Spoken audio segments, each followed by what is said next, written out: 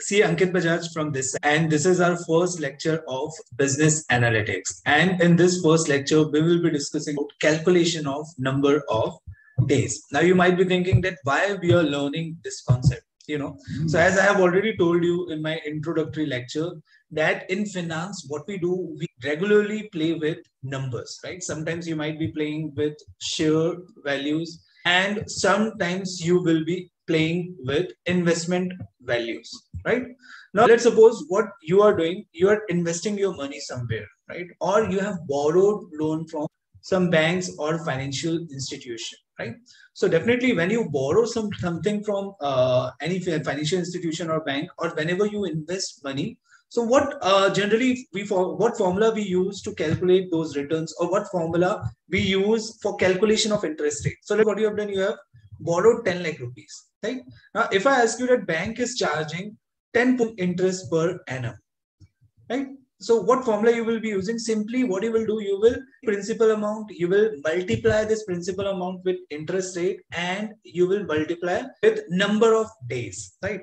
So now it is very easy to find out this 10 lakh rupees because bank will amount. It is very easy to find out this 10%. Now you will get difficulty to find out that what number of days you have used their loan, right? So let's suppose you are taking loan on 1st April 2021 and repaying this loan, let's suppose on 21st December 2021. Now, what you will count these days, right? You will count these days with fingertips, right? But it is very difficult to count these days with fingertips. So in Excel, what you can do, in fraction of second, you can calculate this value, that what number of days you are using somebody's else money, right? Or what number of you have invested your money in some company or maybe in some other investment opportunities. So we will see Excel sheet and we will learn that how to calculate number of days in fraction of second, right? Generally, there are two methods to calculate number of days. One is subtraction method and second is day function, right? So what I will suggest you, whenever you are using Excel, so you should use formulas instead of shortcut method. But I will tell you the shortcut method also.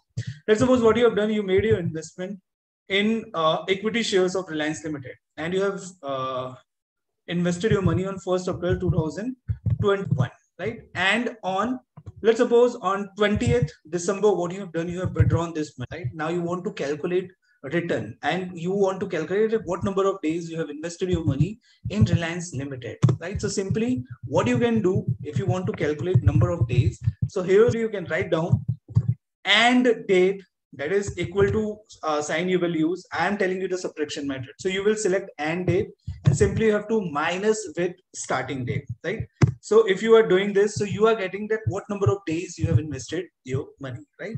But what I will suggest, you can use days formula here, right? There is a formula in Excel. So simply what you have to do, you have to write down here days. So I'm copying this data. So I'm taking the same date and now I will use the formula. So you have to press equal to. If you are putting any formula in Excel, first you have to press equal to. Then you have to write down days here. Then you have to open up the bracket, right? Here it is given and date, right? So I will select here and date. Then I will press comma and then I will select start date, right? And I will close the bracket, right? And once I will close the bracket and I will press here enter, and we will get the answer, that is 263 days, right? So if you want to find out interest value, that what interest you are supposed to pay to some banks, so this formula will help you a lot, right? Right? You might be thinking that it is very easy to count, but when you will use long data, right, there this formula will help you a lot, right? So this is for this session. Now in next lecture we will be discussing more topics, so stay tuned with us. Thank you.